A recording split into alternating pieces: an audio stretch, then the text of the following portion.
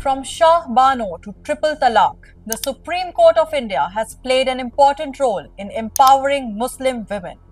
The landmark Shah Bano judgment of 1985 established the right of divorced Muslim women to claim maintenance under Section 125 CRPC.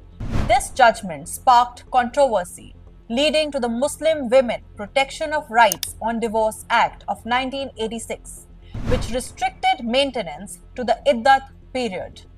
However, subsequent Supreme Court rulings have consistently upheld the rights of Muslim women.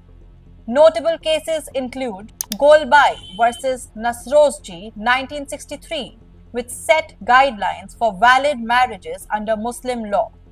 Daniel Latifi versus Union of India 2001, which upheld the Shah Bano judgment, ensuring maintenance beyond the iddat period. Noor Sabah Khatun case 1997, which recognized Muslim women's property rights. Maulana Abdul Qadir Madani case 2009, which affirmed gender equality within personal laws. Shamim Bano versus Asraf Khan case, which ensured maintenance for divorced Muslim women beyond iddat. Shaira Bano case 2017, which declared triple talaq unconstitutional.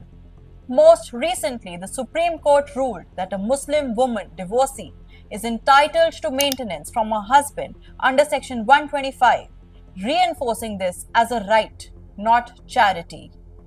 These judgments collectively challenge patriarchal norms, uphold gender equality, and significantly advance the empowerment of Muslim women in India. Moreover, these cases have also fueled discussions around the implementation of Uniform Civil Code to further ensure equal rights for all citizens regardless of religion.